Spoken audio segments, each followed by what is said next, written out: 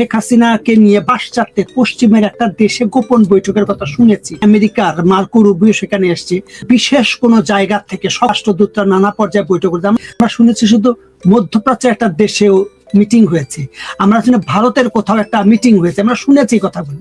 এবং বাংলাদেশের একটা গুরুত্বপূর্ণ অংশ, কয়েকজন লোক ব্যক্তি, তারা নানা পর্যায়ে দেনদর বা বোঝাপড়া করছে। শেখ হাসিনা যখন এই কথাটা গেল বলছে, নিশ্চয়ই একটা খুঁটির জোরে, এবং দেশের মধ্যে থাকা কিছু লোক তারা এই জায়গা তারা মনে করছে দেশের বর্তমান মিনিমাম রাজনৈতিক স্থিতিশীলতার জন্য এই পরিস্থিতির দরকার। শেখ হাসিনার বক্তব্য করে ডিপ স্টেটের অনেকের গোপন বৈঠকের খবর আমরা পেয়েছি। জামাতের উল্লম্ফন বা উল্লাস, এটা নিয়ে একটা প্রশ্ন তৈরি হয়েছে। বিএনপির মধ্যে ভিন্ন ভিন্ন মত তৈরি হয়েছে যে বাংলাদেশে তারেক রহমানকে ক্ষমতায় থাকতে হলে তাকে কিছু কিছু জায়গায় বোঝাপড়া করতে হবে। ভারতের পক্ষ থেকে ব্যাক ডোরে বিহাইন্ড দ্য স্ক্রিন কিছু একটা বোঝাপড়া হচ্ছে। এটা না হলে পিছনে পর্দার অন্তরালে আমরা কয়েকদিন দেখলাম সালাউদ্দিন সাহেবের কোনো খোঁজ খবর নাই, মানে ওনাকে দেখছি না। এটার একটা আলোচনা হচ্ছে, এটা নিয়ে পক্ষে বিপক্ষে নানা মত হচ্ছে, আমি সেই আলোচনায় যাচ্ছি না। কিন্তু নিশ্চয়ই পর্দার অন্তরালে কোনো একটা বিহাইন্ড দ্য স্ক্রিন কোনো একটা বোঝাপড়া, আলাপ আলোচনা, চাপ, কারণ সবাই তো তাদের জীবন বা ক্ষমতাটা রক্ষা করতে চায়। এই শেখ হাসিনার এই ঘোষণা, এই শেখ হাসিনার বক্তব্য, এই বক্তব্যটা এসছে হচ্ছে একটা সাক্ষাৎকার হিন্দুস্তান টাইমস, যে এই পত্রিকার একটা সংবাদের শিরোনাম হওয়া এবং বাংলাদেশের সাবেক প্রধানমন্ত্রী তার এই সাক্ষাৎকার দেওয়াটা একটা গুরুত্ব বহন করে। কয়েকদিন ধরেই বেশ আলোচনার বিষয়, এবং শেখ হাসিনা মাঝখানে বেশ কিছুদিন উনি চুপচাপ ছিলেন। আমরা ওইরকম বড় ধরনের সাক্ষাৎকার পাবলিক মিডিয়াতে, আন্তর্জাতিক খ্যাতি সম্পন্ন মিডিয়াতে তার ওইরকম কোনো সাক্ষাৎকার দেখা যায় নাই। এখন প্রশ্ন হচ্ছে যে সাক্ষাৎকারের কন্টেন্টটা কি, আসলে বক্তব্যটা কি? আমরা জানি যে বক্তব্যটা আসলে অনেকই ছিল, অনেক বিষয় তার আলোচনা ছিল, কিন্তু প্রধান যে জায়গাটা আলোচনার কেন্দ্রবিন্দু এবং সবার আগ্রহের জায়গা, সেটা হচ্ছে তিনি বলেছেন আগামী 6 মাসের মধ্যে তিনি বাংলাদেশে ফিরবেন এবং মাথা উঁচু করে ফিরবেন। এবং এটা উনি বলছে, এর আগে উনি অনেক কথা বলেছেন, কিন্তু বলার পর দেখলাম যে সাধারণ আলোচনার মধ্যে জিনিসটা এরকম না। আমরা দেখলাম যে এটাকে ঘিরে বাংলাদেশ সরকারের সাবেক একজন উপদেষ্টা এবং ইউনূস সাহেব যে লোকটিকে আমেরিকাতে নিয়ে যে বিল ক্লিন্টন ফাউন্ডেশনে তাকে মাস্টার মাইন্ড হিসেবে পরিচয় করিয়ে দিয়েছিল, এবং এই সরকারের তথ্য উপদেষ্টা ছিল মানে বিগত সরকারের আমলে, এবং একজনকে প্রভাবশালী সরকার বলা হয়, এবং সে একটা লম্বা ফেসবুক স্ট্যাটাস দিয়েছে, অনেকগুলো কথা লিখেছে আর কি। এবং সে শেখ হাসিনার বক্তব্যের পর যখন সে স্ট্যাটাসটা দিল, সে স্ট্যাটাসে সে বলছে যে আওয়ামী লীগ তা আসলে সেদিনই ফিরেছে যেদিন 24কে 71-এর মুখোমুখি দাঁড় করানো হয়েছে। এরকম অনেকগুলো কথা লিখেছে।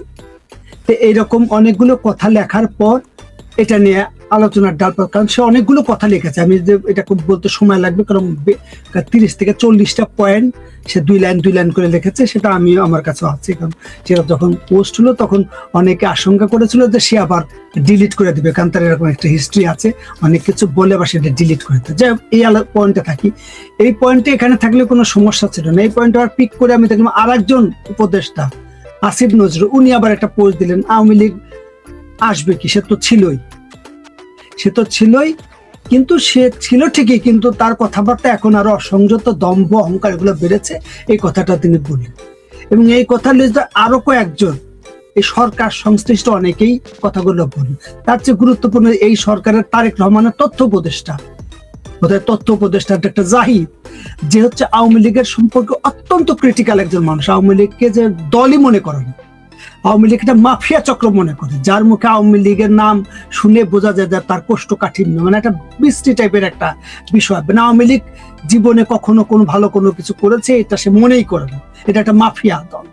এই বদমাইশ জাহিদ সেও বললো যে আসলে কি আর বলবো, আমরা শেখ হাসিনা যদি বাংলাদেশে, শেখ হাসিনা, উনি কিন্তু ফ্যাসিস্ট হাসিনা বলে নাই, শব্দটাকে মনে লিখছে, শেখ হাসিনা যদি দেশে আসে তাহলে আমরা আসি, তিনি তাকে ইনসাফ দেওয়া হবে, মানে ইনসাফ পাবেন, এই শব্দটা প্রথমে ব্যবহার করেছেন, ইনসাফ। এটাও একটা আপত্তিকর শব্দ, কারণ এটা বলার মধ্যে দিয়ে এটা প্রমাণ করে যে তারা আসলে কেউ কাউকে ন্যায় বিচার দিতে পারে, ইনসাফ দিতে পারে।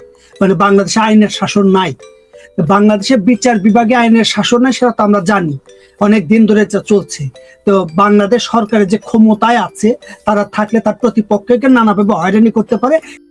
প্রশ্ন হচ্ছে যে সেই ডাক্তার জাহিদ তাহলে এই কথা বললো, আবার আমি দেখলাম স্বরাষ্ট্রমন্ত্রীর নামেই কথাটা, আমি স্বরাষ্ট্রমন্ত্রী আছে কি নাই জানি না, কিন্তু ডিবিসিতে ডেট তারিখ দিয়ে 21শে মে কথা বলে তার একটা মন্তব্য দেওয়া হলো যে শেখ হাসিনা যদি, শেখ হাসিনা লিখছে কিন্তু ফ্যাসিস্ট হাসিনা লেখা নেই, যে শেখ হাসিনা যদি দেশে আসে তাহলে উনি মামলা মোকদ্দমা ফেস করবে, তাতে কোনো সমস্যা নেই। আজকে দেখলাম আমি ফেসবুকে একটা কার্ড দেখলাম, এটা কার্ডটা ভুল না ঠিক আমি জানি না। তো এই যে কথাগুলো হচ্ছে, এই কথাকে কিন্তু দেশে বিদেশে মিডিয়াতে আমি দেখলাম ফেসবুকে সরব। আপনি যে প্রথমে জিনিসটা বললেন যে 2-3টা ঘটনা বাংলাদেশের একটা চলমান, সেটা হচ্ছে বাংলাদেশের একটা ধর্ষণের মহা উৎসবের কথা বললেন, যে বিভিন্ন জায়গায় ধর্ষণ, খুন, রাজধানী, লুটপাট, দখল। আমরা আগের যে সরকার অন্তর্বর্তী সরকার যে অভ্যুত্থানের কথা বলা হলো, যে একটা আকাঙ্ক্ষা নিয়ে অভ্যুত্থান হলো, মনে করলাম যে তার গুণগত কিছু পরিবর্তন হবে, কিন্তু তার আসলে কোনো পরিবর্তন হয়নি। আমরা এক্সটেনশন দেখছি আর কি, ধারাবাহিকতা দেখছি। একটা অনির্বাচিত সরকার ছিল, একটা নির্বাচিত সরকার। 19-20 বলবো, একই বলবো না, যে দেশে ইউনূসের সময় একটা জাহিলিয়ার যুগ ছিল, একটা অস্থিতিশীল অবস্থাতে ছিল, এখন কিছুটা স্থিতিশীলতা আমি বলবো, আমি একেবারে সমান বলবো না। তো এই অবস্থাতে আমরা তার কাছ থেকে, তারপরে একটা ইট ইজ ভেরি আর্লি, মানে 3 মাস হয়েছে, তারা হয়তো সময় নিচ্ছে, কিন্তু এই পরিস্থিতিতে শেখ হাসিনার ঘটনা 3 মাসও হয় নাই, যখন শেখ হাসিনা এই ঘটনা দিলেন, একটা টালটলায়মান একটা অবস্থা আমার কাছে যেন মনে হয়। এখন আপনি প্রশ্ন করতে পারেন যে শেখ হাসিনা যে এই কথাটা বললো, যার দল এখন দেশে কাজ করতে পারছে না, আপনি একজনের কথা বললেন, যুবতী নারী, আমি মিডিয়া বা ফেসবুকে বোধহয় দেখলাম, এখন এগুলো ক্রস চেক করা হয় না, সুযোগ নাই। দেখলাম যে আওয়ামী লীগের এক নেতার বাসায় তার বাবাকে না পেয়ে মেয়েটার উপর অত্যাচার চলছে, জুলুম চলছে, জামা কাপড় ধরে টানছে বা ছিঁড়ছে, এরকম একটা দৃশ্য আর কি। তো এখন এই পরিস্থিতিতে তিনি কিভাবে আশা করেন যে তার নেতা কর্মীদের অনেকে জেলে জামিন হচ্ছে না, আইবি রহমানের মতো লোক যাদের গুড বয় ইমেজ আছে, গুড বুক আছে, এবং বেশ এরকম তাদেরকেও অনেকগুলো মামলা দিয়ে জামিনে হওয়ার পরও হাইকোর্ট থেকে নির্দেশ দিল তার জামিনে কোনো বাধা নাই, মুক্তি দিতে বাধা নেই, তারপরে তিনি বা আরো অনেকে মুক্তি পাচ্ছেন না। তাহলে শেখ হাসিনা এরকম একটা পরিস্থিতি এই কথাটা বললেন কেন? তিনি দুইটা একটা হাইপোথিসিস থাকতে পারে। এক, উনি একটা পাগল হয়ে গেছে, শেখ হাসিনা উন্মাদ বদ্ধ, মাথা খারাপ হয়ে গেছে, ক্ষমতা হারায়, পাগলে কিনা বলে, আমি যদি এইভাবে ছেড়ে দিই সেটা একটা বিষয়। আর যদি বলেন যে না শেখ হাসিনা পাগলে যদি এরকম বলে, তাহলে পাগলের সাথে কি সবাই পাগল হয়ে গেল? জাহিদ থেকে শুরু করে যারা এই কথাগুলো বললো, শুধু এটাকে কিনো না, শেখ হাসিনার বক্তব্য করে ডিপ স্টেটের অনেকের গোপন বৈঠকের খবর আমরা পেয়েছি। এটা আওয়ামী লীগ আসবে কি আসবে না আমার খুশি হওয়ার কোনো কারণ নাই। আমি একটা কথাই বলছি যে বাংলাদেশে রাজনীতি করার অধিকার সবার আছে, জনগণ সিদ্ধান্ত নেবে কে রাজনীতি করবে কি করবে না, জনগণের ভোটের মাধ্যমে সেটা সিদ্ধান্ত হবে। কোনো অধ্যাদেশের মাধ্যমে কোনো রাজনৈতিক দলের ইচ্ছায় সেটা হবে না। কিন্তু এই যে আমরা মামুরা ক্ষমতায় বসে বাংলাদেশের রাজনীতিকে দক্ষিণপন্থার ধারার দিকে নিয়ে যাচ্ছে, সেটা তো তারা ভালো কোনো কিছু করতে পারছে না। যদি শেখ হাসিনার সময়ের চেয়ে ভালো কোনো কিছু করতে পারতো, মানুষ শেখ হাসিনার নাম উচ্চারণ করতো না। কিন্তু তারা শেখ হাসিনাকে দিন দিন প্রাসঙ্গিক করছে, প্রয়োজনীয় করছে, মানুষের মুখে মুখে নিয়ে আসছে। কেন নিয়ে আসছে? কেন এই যে মার পিট, জুলুম, অত্যাচার, জেল, মামলা, তারপরে লোকজন কেন শেখ হাসিনার নাম করছে? সাধারণ মানুষও বলছে এই কাজগুলো করছে তাদের অপকর্ম, এগুলো করছে তাদের বিভিন্ন ধরনের অন্যায় সিদ্ধান্ত। সেগুলো তারা একটা হচ্ছে প্রতিবেশী রাষ্ট্রগুলোর সাথে ভালো সম্পর্ক, আন্তর্জাতিক পর্যায়ে ভালো সম্পর্ক গড়ে তুলতে পারছে না, মানুষের জনজীবনের সংকট দিতে পারছে না। এই যে হাম নিয়ে এত বড় একটা সংকট, পৃথিবী থেকে হাম জাদুঘরে চলে গেছিল, এটা কি মিথ্যা যে শেখ হাসিনার সময় হামের পরিস্থিতিটা কি ছিল? উনি অ্যাওয়ার্ড পেয়েছিলেন, উনি বাজেট দিয়ে গিয়েছিলেন, এগুলো প্রচুর আলোচনা হয়েছে, নতুন করে বলার কোনো কিছু নেই, কিন্তু তারা সেটাকে নিয়ন্ত্রণ করতে পারছে না। আমরা দেখলাম ধর্ষণ নিয়ে প্রত্যেকটা জায়গায়, আপনি বলছিলেন যে ধর্ষণ তো এখন নতুন, ধর্ষণ তো আসলে একদিন হয় না, একজন মানুষ তো হঠাৎ করে ধর্ষক হয়ে ওঠে না। একটা সমাজ, একটা কাঠামো যখন তৈরি হয়, যে কাঠামোতে যখন বিচার বা আইনের শাসন তৈরি না হয়, একটা স্কুলের সামনে ইফটিজিং থেকে শুরু করে পর্যায়ক্রমে নানা ধরনের ছোট ছোট ছোট ছোট অপরাধ, যে কারণে ওই আরিশার ওই বাবা, ওই মেয়েটার বাবা আজকে বলে আমি কোনো মামলা করব না, মামলা করে কাজ হবে না। আপনি দেখাতে পারবেন সাংবাদিককে বলছে যে কোন একটা মামলার বিচার হয়েছে? কতটা অসহায় হলে, কতটা ক্ষুব্ধ হলে, কতটা হতাশ হলে একজন মানুষ রাষ্ট্রের বিরুদ্ধে কথাটা বলতে পারে? কোনো বিচার আছে? কোনো উত্তর আছে? উত্তর না। এই পরিস্থিতিগুলোই চলছে, যে এই পরিস্থিতিগুলোই আপনি মানে এই এতগুলো সংকট বাংলাদেশের জাতীয় জীবনে, জনজীবনে, বেকারত্ব থেকে শুরু করে শিক্ষা থেকে শুরু সব জায়গায় আছে, সে তারা পড়ে আছে হাসিনাকে নিয়ে। সে রাজনীতি করবে কি করবে না, নতুন বয়ান সৃষ্টি করার চেষ্টা করছে।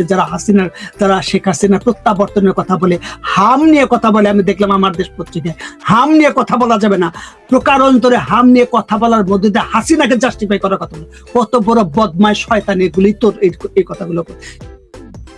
এবং ইউনুস প্রোটেক্ট ইউনুস নামের আবার একটা দোকান চালু করার চিন্তা ভাবনা চলছে, যে ইউনুসকে প্রোটেক্ট। আমি দেখলাম আমার দেশের সম্পাদক সে লিখছে, তার সমর্থকরা লিখছে যে না, ইউনুসের সমালোচনা করা মানে শেখ হাসিনার প্রত্যাবর্তনকে চেষ্টা করো, শেখ হাসিনাকে ফিরিয়ে আনার জন্য। আসলে তো যেখানে হাম নিয়েও যদি আপনি কথা বলেন, হাম একটা মহামারী, সে কথা তো আপনি বললেন না। তাহলে হামের এরকম একটা নৈরাজ্য চলছে, শত শত মানুষকে হত্যা করা হচ্ছে। এবং সে ইউনুস, এবং দেখলো ইউনুসের পক্ষের লোকজন এটা নিয়ে একটা বয়ান সৃষ্টি করে, না এটা হাসিনা, বিএনপি তার দায় নিচ্ছে না, বিএনপি হাসিনার উপর দায় দিচ্ছে, ইউনুসকে রক্ষা করার চেষ্টা করছে। যখন আমরা দেখলাম ইউনিসেফের পক্ষ থেকে, জাতিসংঘের পক্ষ থেকে যখন বলা হলো, সংবাদ সম্মেলন করে বাংলাদেশ প্রতিনিধি, যে আমরা 6 বার তাদেরকে ফর্মাল লেটার, চিঠি দিয়েছি এবং 10 বার তাগাদা দিয়েছি, এই কথা বলার পর তাদের মুখে স্ট্যাপলার পড়ে গেল। ওই যে ইউনিসের পক্ষে সমস্ত দালাল সাংবাদিক ছিল, বদমাইশ যেগুলো ছিল, যারা তো প্যান করতো কথাবার্তা গুলো, তার মুখে একটা স্ট্যাপলার পড়ে গেল। এখন আমার নতুন বয়ান সৃষ্টি করছে, বলছে না না না।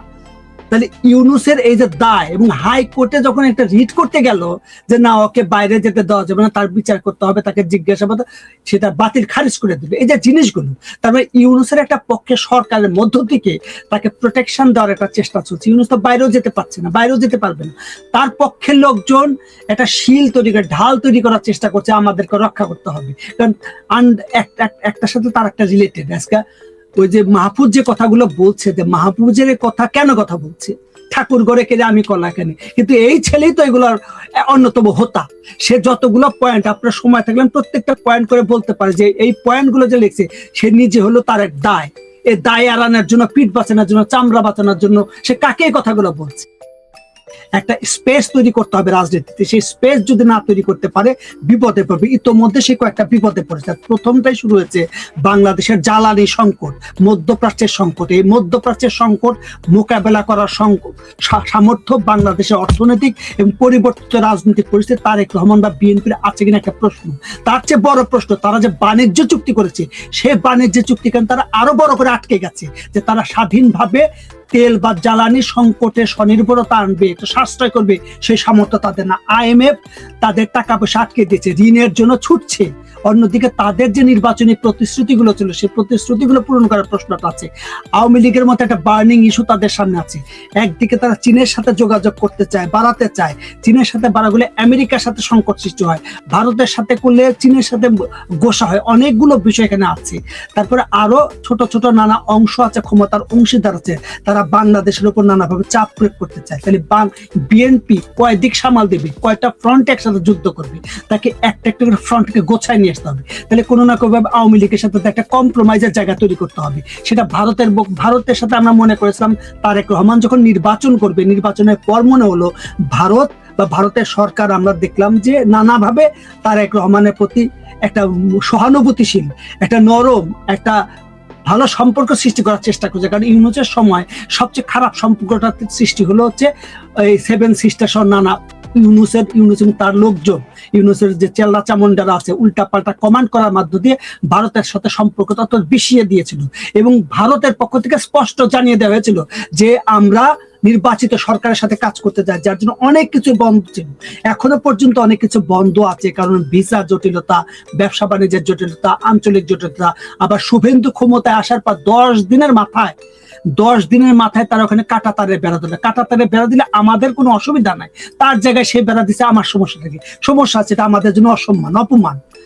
আপনার বাসার সামনে যদি কেউ আপনাকে অবিশ্বাস করে, একটা হচ্ছে নিরাপত্তার প্রশ্নে নানা কারণে থাকতে পারে, এবং তারপরে দেখবেন গোলাগুলিগুলো হচ্ছে এবং বিজেপিও গুলি করছে, কিন্তু সেটা কতক্ষণ টিকতে পারবে?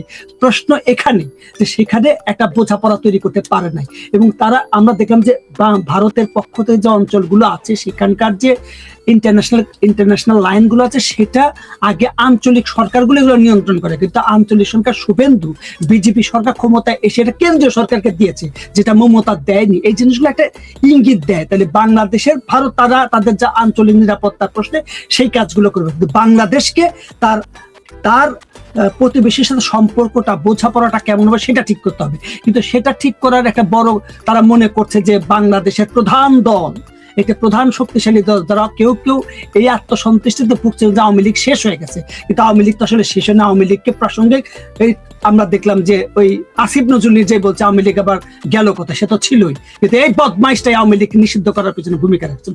এই বদমাইশটা এই কথা বলেছিল যে তাদের রাজনীতির দরকার নেই, আজকে তারা এই কথাগুলো বলছে।